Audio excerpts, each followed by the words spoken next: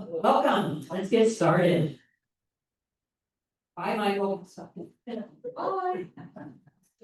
Hi, I'm Michael Frazier with America's Across America. Yeah, meeting downstairs.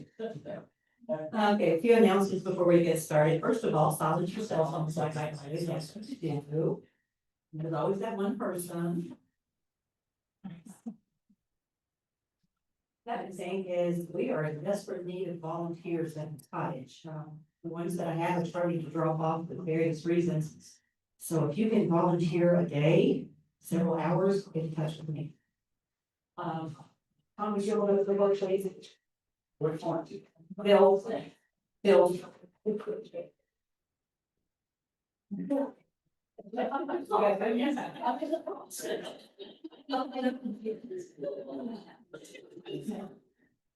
We have a new book that just came out. It's the Upper Commanders of the Battle of Richmond that Bill Williams, one of their board members, just put out. So those are available for sale. We also just finished a children's activity book that was illustrated by one of our board members' daughters, and we're giving away to children with the grant that we have. We also have boxes of crayons that go with them. So if any of you have grandchildren that you'd like to take home some of these books, they're free. We do have an issue with page numbers on the first printing. We're going to fix that for the second printing. Quilt registry, Madison County Historical Society is sponsoring a quilt registry Saturday, October the 25th at Mount Zion Church. If you have some quilts that you'd like to register, there are 2 per person that you can register, and they have to be made before 1980. And the deadline for getting in touch with Ruth is Monday, October the 13th by the end of the day. And I have this flyer that has her information on it all over there. But the quilt registry is sponsored by the state of Kentucky, and they're trying to get as many old quilts as they can, get the stories of them and have pictures. And that will, if we have more than what we have for that day, then we'll schedule another one next year. We just received a huge collection of books from Jasper Castle that we're currently going through. Millstone Festival will be set up there October the 4th. If you want to come visit us, we don't know where we're going to be just yet. And we're very sad that we lost one of our members and we're already up in June. With many members holding there. Yes, please. Genealogy group meets this Saturday at the Korea branch of the public library, 1:30. State archivist Rusty Peckerman is coming. Talk about birth, death, and archival records, which is a lovely follow-up to Jackie's presentation. So I'd like to please do. Well, let her know ahead of time so she can send me handouts that have ready. So you can make it. All right, anyone else? No. There's a lot of feedback. Are you getting that? Yeah. I'll turn you down. Is your mic on? Oh. Many of you know Jackie already, and I forgot until the last minute today to ask her for her bio. So she sent me a quick one. She was still working on her presentation when she did it. But her bio will be ready to you by the business. Jackie Coutures, director of Eastern University's Research Center for Special Collections and Archives, has worked in the archives for 31 years. During this time, she has served in various positions such as University Records Officer, Digital Archivist, Manuscript Curator, and Co-Director of the William H. Burge Oral History Center. In addition to her Special Collections and Archives leadership responsibilities, she oversees the acquisition of manuscript materials and determines priorities for processing and digitization. Couture has taught numerous classes and has given multiple presentations on genealogy, including Genealogy on the Internet since 1995, earlier in the year. Are we ready? It's go for it. Go for it. Go for it.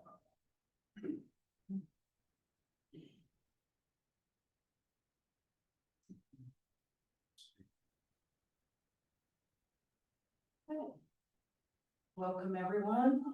I think I was going to make me crazy.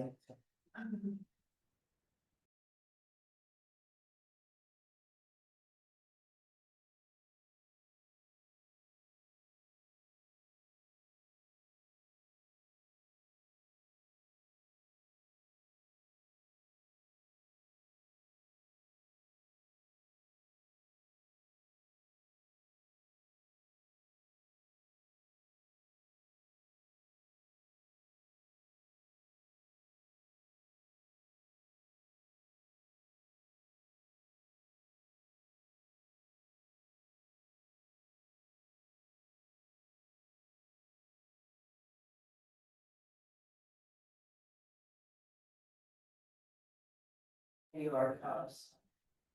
So, first of all, what do we collect in the archives? Of course, since we're associated with EKU, we do have university archives, which is permanent records and historical records of the university. We have special collections, which is our book collection. So we have books by Kentucky authors, about Kentucky authors.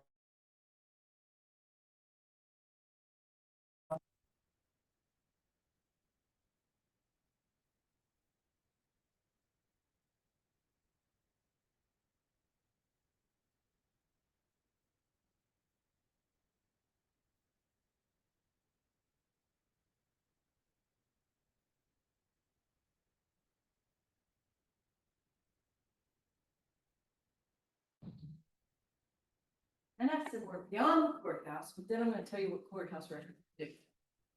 We do have 1% of microfilm. That includes county court order books, circuit court case files. Some of the earliest of those are the court quarter sessions that changed to circuit court. This is one of the big ones because those original records are in Frankfurt. So if you want to view those case files, you have to drive to Frankfurt to get them. But we have a complete microfilm for that collection. So it's a really important resource for doing genealogy. Marriages on microfilm, will books and other estate records on microfilm, deed books on microfilm, and you can't see it at the bottom, but we have photocopies of the complete records books, which are real early. Someone will be in and it looks like transcribed some of the biggest cases, the depositions from some of the biggest early cases between about 1800 and 1840 or 50. And some of those complete records, those depositions, there's a case called Clay versus Banna's heirs. And every deposition starts with, when did you come to Kentucky? Where did you live? And who did you know while you were there? So it's a fantastic resource to document the people that lived at this. And yes, station even. Okay, we also have church records. This is just a partial list of church records. One thing you probably know if you do a lot of genealogy research is that different denominations are going to give you different information in their records. So in the churches that do not baptize infants typically don't have birth information in the church records. But denominations that do baptize infants will give you that information. If you want to get a good laugh, pick up some of the early Baptist church minutes and read them because they are a hoot. They keep people out of church for everything. It's somebody unlocked the door over or another end. They're funny. Somebody got out of church for selling somebody a 3-legged calf skin. It's that kind of just nonsense. Presbyterian church records, on the other hand, do have birth records. You will see sometimes in Baptist records a death date when they died and they mark them on membership rolls. This is just a small list of what we have. Our earliest complete records is the Old King Spring Baptist Church. But we have scattered other records. A lot of these are just photocopies, they're not originals, but in some cases that's all that exists. Obituaries. Librarians before me have spent probably, I've been in the archives for 3 decades, so they've spent probably half a century scouring the Richmond newspapers, Berea newspapers for obituaries. So we have an extremely large collection of obituaries that have been photocopied, bound into these volumes. There are 70 volumes of them. They go all the way from 1810 to 1998. They were pulled from Berea, Richmond, and Madison County newspapers, as well as some scrapbooks that we found earlier obituaries in. There are gaps in the record. For example, they must have done paper drives before World War I because there's a big gap, about 10-year gap of newspapers before World War I. They just don't exist. There are also gaps in our collection because the person who was volunteering to do that quit in 1966. So we've got some gaps there in that as well. We also, the microfilm is also in the library upstairs. If you know an exact date of death, you can pull it as well. Family files. We have several hundred families represented in our family files. These files are research that other people have done and donated to us. So we randomly will get things in the mail. I've done this research on this family in Madison County. Can you add it to your family files? So that's what those are. The contents vary widely. Sometimes it'll be a couple of pages, sometimes it's hundreds of pages. So that varies widely, but there's hundreds of families represented in that collection. Photographs. I would love to know how many photographs we have, but we have so many, I've never been able to count. So I do go numbers here. The Jimmy Taylor photograph collection, he was a photographer in Madison County from about 1938 to 40, up until about early 1970s maybe. That collection has 21,474 descriptions. Some of those are not known. I don't know who they are. Even though he started shooting photos in the 38 to 40 range, there are also photos in that collection where people would bring in older photos that they wanted him to make copies. So those negatives are also included. They tend to be described not by who the person is in the photograph, but who asked them for the copy to be made. So it was typically a family member on those. Richmond Register negatives. We have 2 batches of negatives. They've never been real good at keeping their records, preserving their records. So we have 1 batch from the late 60s. That batch was retrieved from a dumpster when they moved offices from Water Street out to the Coca-Cola plant where they just moved from. They did reach out to us for later negatives and gave us those. And we also have their more digital stuff. We got stacks of CDs from them when they moved offices just recently. And then there's family papers. We have hundreds of collections of family papers, small to large. The image on the screen there is the Madison Female Institute. It's interesting that they call it the Hill. It's in quotes, the Hill. And all of the people in the photograph are named down below. That particular image came from a photo album from the Virginia Parish papers.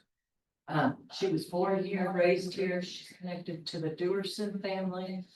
Went on to West Virginia and taught in West Virginia, never married, never had children, so she gave us her papers, which included family scrapbooks and photo albums. Scrapbooks. Preservation wise, scrapbooks can be a nightmare because they're usually done on really poor quality paper, so they're very acidic, they're very hard to take care of and manage. But they can be a gold mine for genealogists. So you can find birth notices, marriage notices, death notices. You can find correspondence. The paper, the Ernest Bill Burns scrapbooks, he's put correspondence in there. You can find locks of hair from family members. Want to know what color hair great grandma had? Might be on a scrapbook. The scrapbook that's pictured here is from the Simpson family papers. They were voracious scrapbookers and they had dozens of scrapbooks. One thing I've noticed is a lot of the scrapbooks in our collection tend to be very regional in nature. This family was from up on Simpson Lane, the north part of the county. So most of the clippings from their scrapbook is Whitehall. So we have another one that is a lot of Union City clippings. So they tend to be very regionalized in terms of what they would clip. But they're fun to look at and fun to go through. Theirs are just newspaper clippings, but some have more three-dimensional optics in it. My grandmother did a scrapbook from when she was a student at Eastern, and it's kind of cute because she put a stick of gum and said, we went to this store to go get gum, or we went to this store to get ice cream, went here to get sandwiches. So it was kind of cute the way it was done. It gives you a lot of insight into what a student would have been doing. Manuscript collections. We have almost 500 manuscript collections in the archives. I'm focusing on some here that are some of my favorites.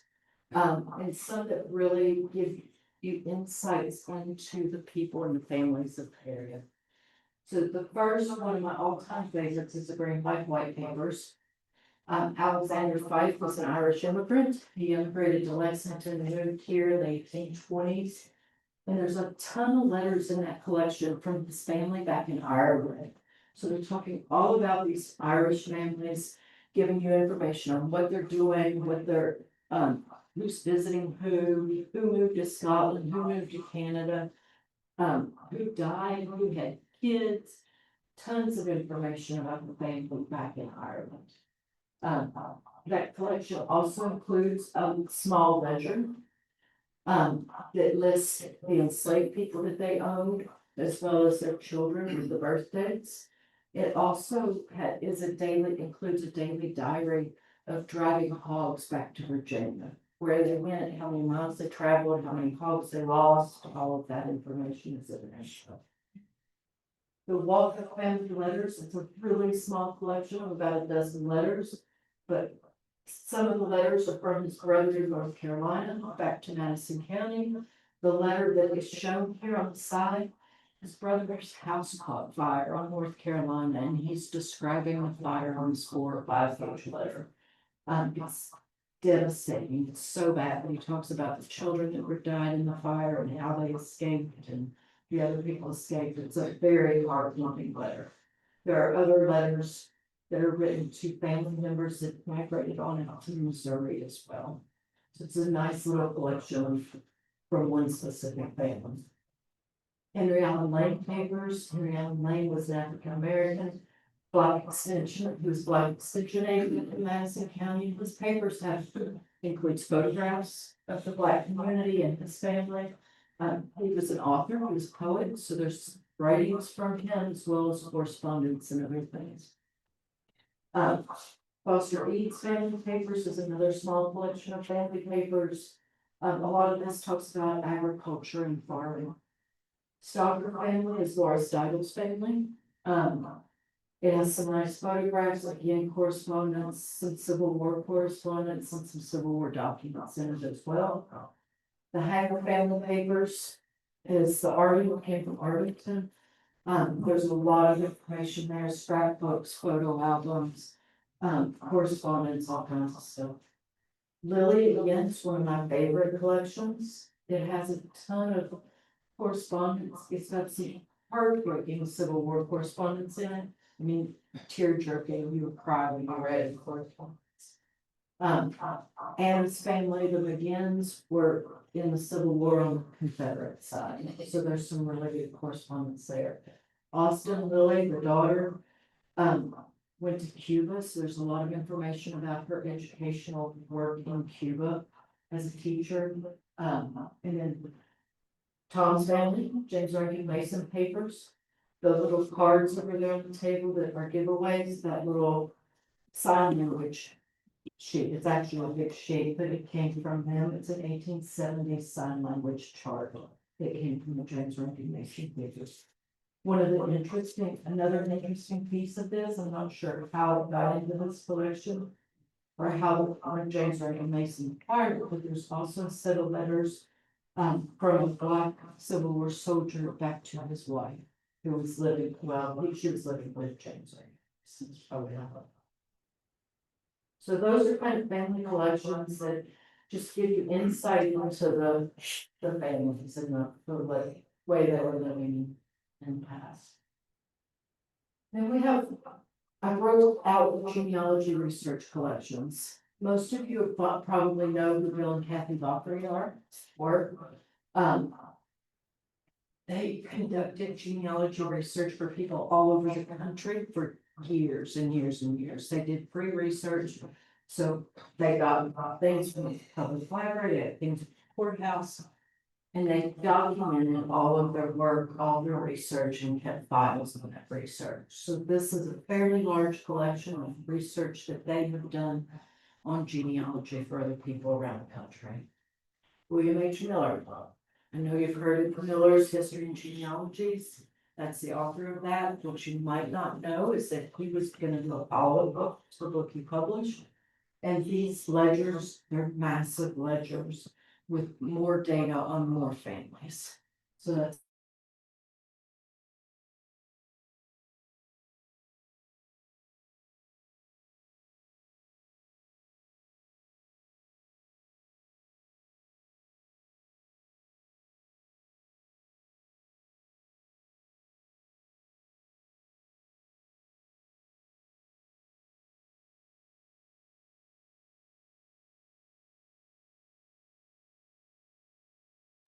he's taking what people have told him and giving him information. The volume of information collected for the time period is impressive. Virginia Parish Papers, besides having a box of photographs, she also had a box of genealogy records. She was researching the Dewersons, Cornelisons, I don't remember what other page. Paper Barnum papers. Catherine Phelps Caperton did a lot of genealogy. There's a lot of information in that collection about some of the earliest families. She's descended from the Estels and the Phelpses, and I don't even know what all families. I can probably tell you better than I can. Tons of them from Pioneer. The Henry Hill papers. This collection, he wrote a book on the Hill family of Madison and Garrett County. So it focuses on a lot of those Madison County, Garrett County families. There's Rosses and Wonderful Hills. I don't even remember the others, but there are quite a few. Garrett County, Western Madison County lines. Richards McKinney family papers. This is Mary Frances Richards. Yes, sir. I think your mic went out or Did something. it go out? Can you hear them? I think you. Oh, is it in here? No, Sorry. it's red, so. Go ahead, Bob.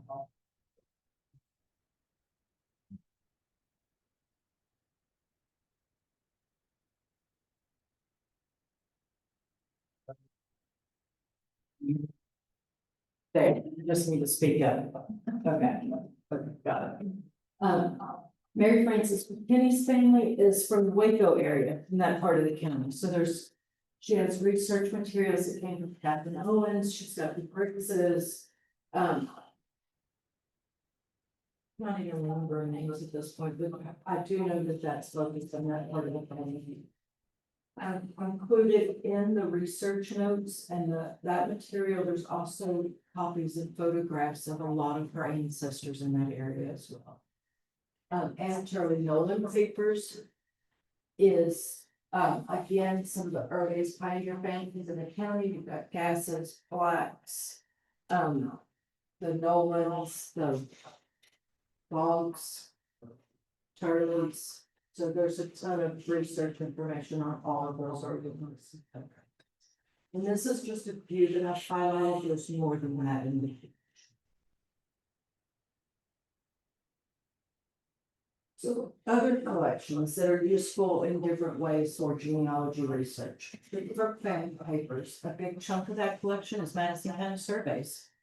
So some of the earliest land surveys in Madison County can be found in that collection. There's also information about the Brooke family, if that's a specific family you're interested in. Did you have an ancestor that went to the gold rush? This Amos Clark Dog Gold Rush Diary is a day-by-day diary of his trip out to California. So if you want to get an insight into what they went through going to California, it's a really good resource for that. Hamilton Raven made the same trip from northern, I think he was going from Indiana out to California in 1862.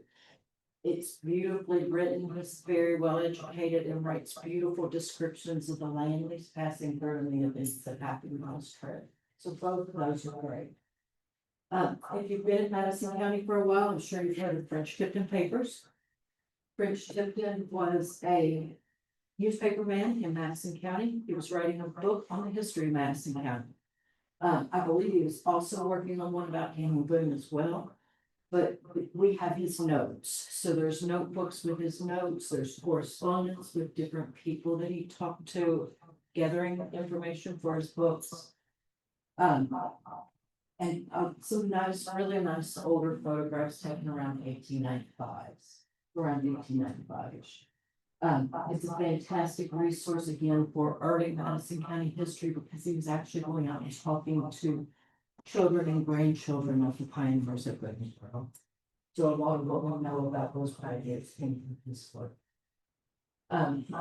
Lining City Draper manuscripts. We don't have those manuscripts, but we have the microfilm. So if you're doing any kind of pioneer Greensboro research, that is another invaluable resource because he was also earlier than Rich Tipton in the 1850s. He's talking to children of people at Greensboro, so it's a fantastic resource as well. Becky, can you hold the mic a little closer? Okay. Thank you. Oral history interviews are, we're not actively collecting oral history right now because we don't have an oral history archivist. But our collection currently holds almost 5,000 interviews. They cover a time span from 1976 to 2025.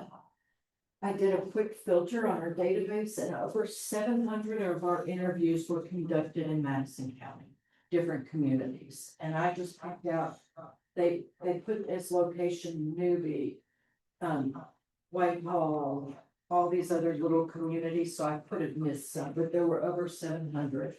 So there could be, we get a lot of requests from people for audio tapes of their ancestors. It's, oh, my grandpa's in here. I would like to have a clip of his voice to be able to hear his voice. So that's a different way of connecting with someone with some genealogy. Connecting their family. In the book collection, we have Kentucky County histories and records. Most of what's in our reading room is genealogy based. We have books that follow major migration trails. So the trails coming into Madison, into Kentucky, which is most of the East Coast. We had a faculty member who was interested in New England records. So our records go all the way up to probably New Jersey, Maryland, Delaware area, and then down to South Carolina. And then west, we also go west to follow people into Missouri. We have books by Kentucky authors. We have published family histories. The section here is just a short section of what the photograph there is just a short section of what we have. I think those are B's and E's because they're arranged by surname. We have a lot of military records. So we have service records and pension indexes for every war from the Revolutionary War up to the Spanish-American War. So those records are available in book form as well. And we have a really nice selection of genealogy periodicals. There's Kentucky periodicals, but there's also Virginia, North Carolina periodicals as well. So you're asking, how do I find this stuff? So this is our main page for our webpage. There are 4. Unfortunately, we are very siloed. So there are 4 primary search boxes. Primary sources searches all of our manuscript collections. I recommend that you keep it pretty basic, put in a surname only if you're looking for a specific surname or location. It's not a huge database, so you don't have to get real specific with it. Digital collections is what we have digitized plus all of our images. There are images there that you could search that are not in primary sources. Oral history is where you would search the oral history collection. Special collections is where you would search the book collection. The book collection searches mostly on the collection, but it does have online resources as well. One thing to note, if you're searching special collections, when you click on that tab, there's going to be a note down here to search as a guest. And unless you work in Eastern, you'll need to search as a guest. So just some basic way to access the materials, and then our contact information as well. We do have reserved parking close to the library, so if you email us, we can, with your license plate information, car information, we can reserve your parking sites for the day. Could you just say that one more time, there's parking next to the building? It's not next to the building, but it's at the beginning of University Drive, so it's very close to it. Yeah. There are 2 library reserved spaces. Janet uses them on a regular basis. Yeah. I threw a whole lot of information at you real fast. There are handouts on the table that you're welcome to pick up and take that, so it's got this contact information there. Does anyone have any questions? I'm a regular, I didn't know it was there, so.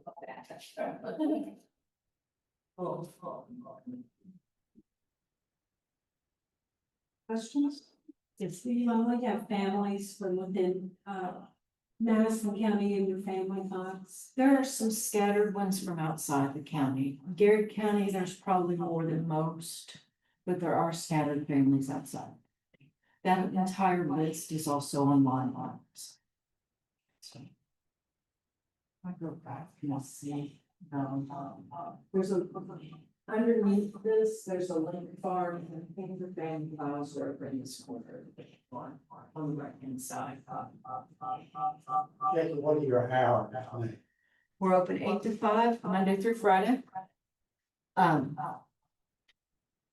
In the summer, at Christmas, we're closed on Fridays, and in the summer, we're closed on Fridays. But when school's in session, it's 8 to 5, Monday through Friday. Do you have a wish list of things that you would like to add or be on the lookout for? That if somebody hears about, they need to call you? Always. This week, we learned of a Clay Family Papers, a set of 95 Clay Family documents. It's at auction. So we're looking at trying to purchase that collection. But yes, I don't know that I have a wish list per se, but there are things that it's like, oh, man, I would love to get a collection of suffragette materials. We don't have, even though we have the Caperton Burnham papers, and Catherine Phelps Caperton was very active in that organization, that movement. Yeah, there's nothing in our collection about suffrage. Nothing. So there are topics that I would love to know about, for sure. Other questions?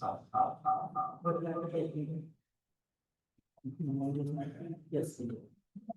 If somebody finds something they want, can they contact the archive when you run copies for them? We have run copies, made copies, we have done. Lately, we've gotten a couple collections that they didn't want to give up the originals. But they did allow us to make copies and let us sign the documents to let us use those copies. So we will do that. It's Madison County school photos from the Edwards family. There's about 100 1922 school photos. Another one is Randall Smith.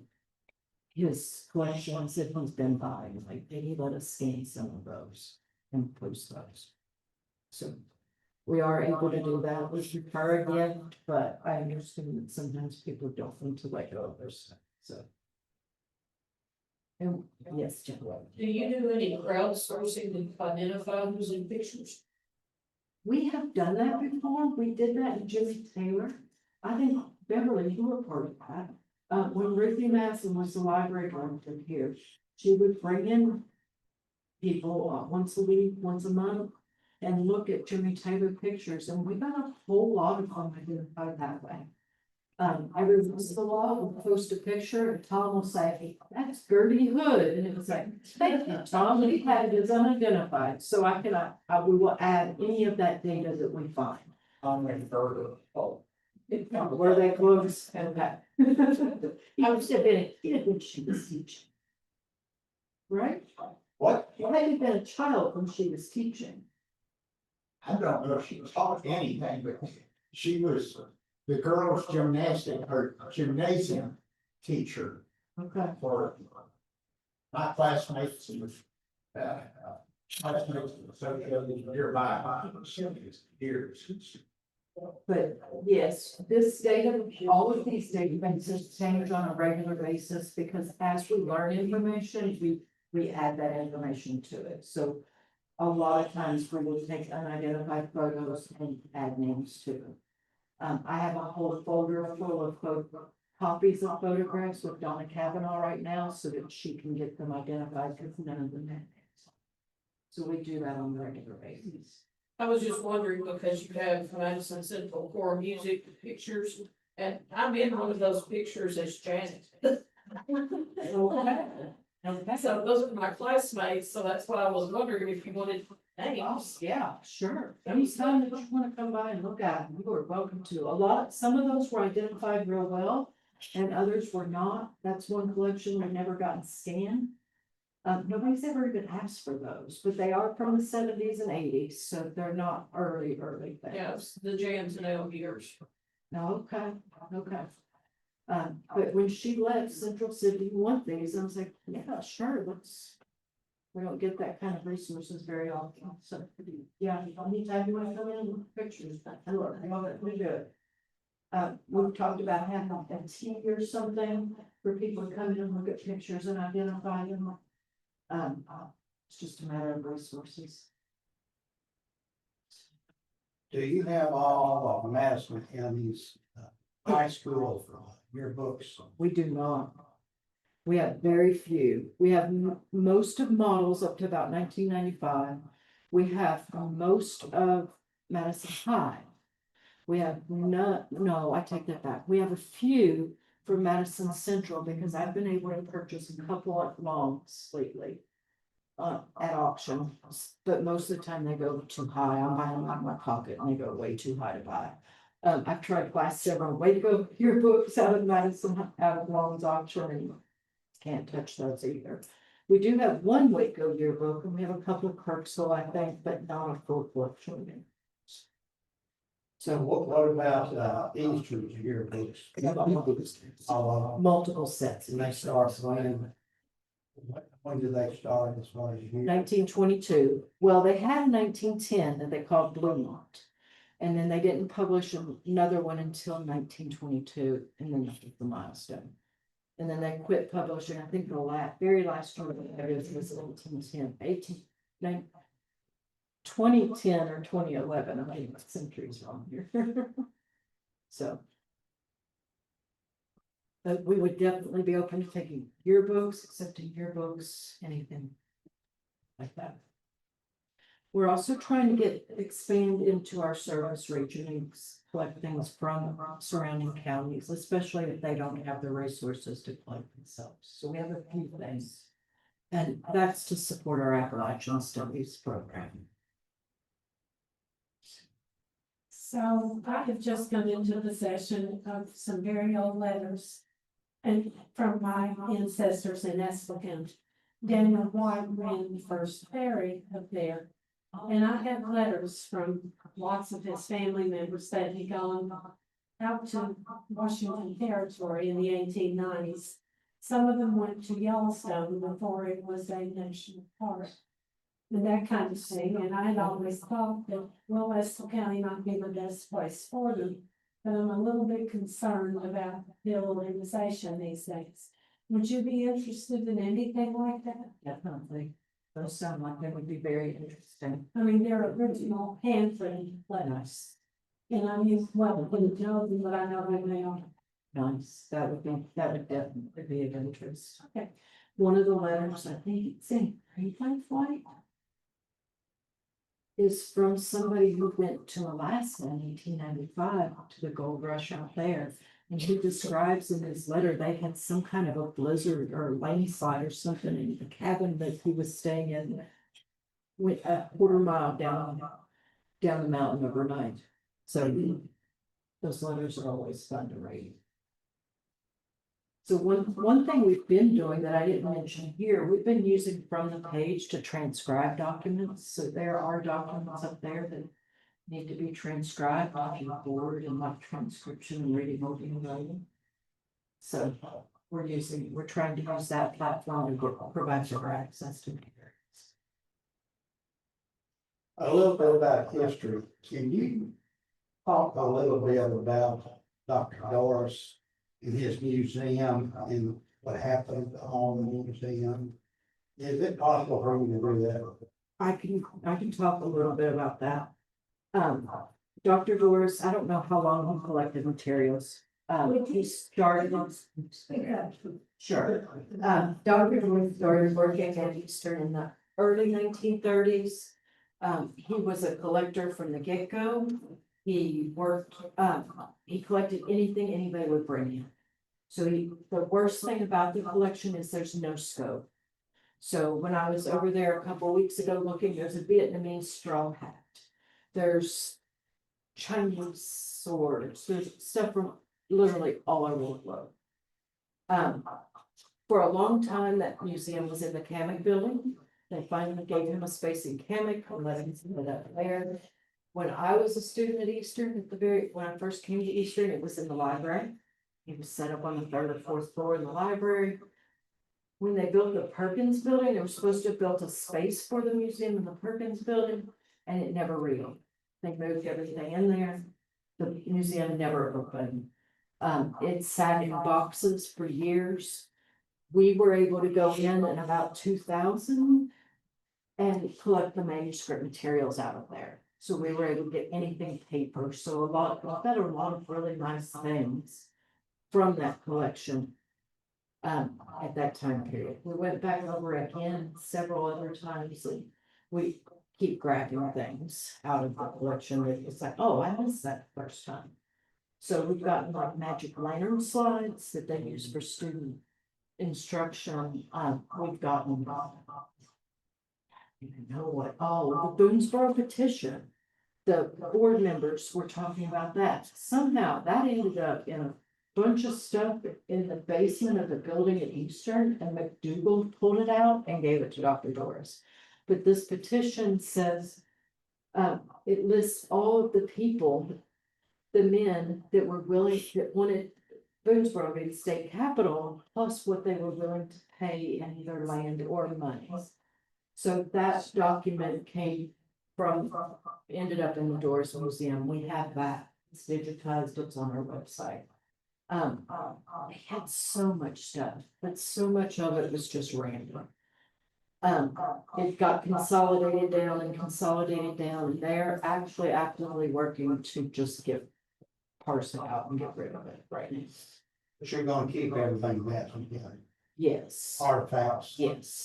yes. I asked Jesse Hood if I could go in and pull specific things that I thought we should have. So I've got my eye on a few things that I would like to manage those things so that they're managed what I call properly. Let's put it that way. And that collection has been neglected since 1980s, so it's not been managed in any way, shape, or form since the 80s. So. But we went through boxes and boxes of it out at Whitehall last week, and so much of it just isn't.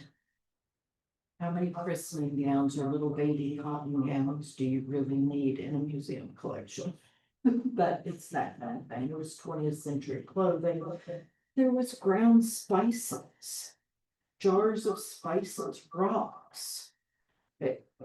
I started a pile. It was like a bundle of sticks. It's like, this does not, this just needs to go in the garbage. We don't need to keep this. So.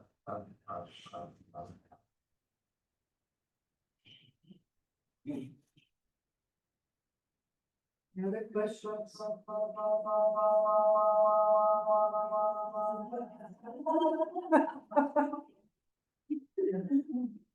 So many weird echoes for some reason. Yes. You know, with the new schools being built, like was very close to school, and that was the first county high school.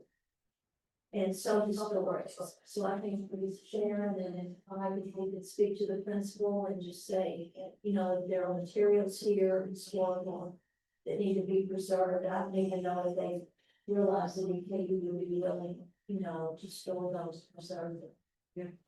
We could do that. I know the Board of Education has a lot of more records there, or they did 15, 20 years ago. And they're hard to get into. Yes. Yeah. Yeah. Yeah. That would be great if we had some fast materials. My oldest daughter actually had classes in that old school building when she started, was first grade, I think. She said it was scary. Part of the school was scary.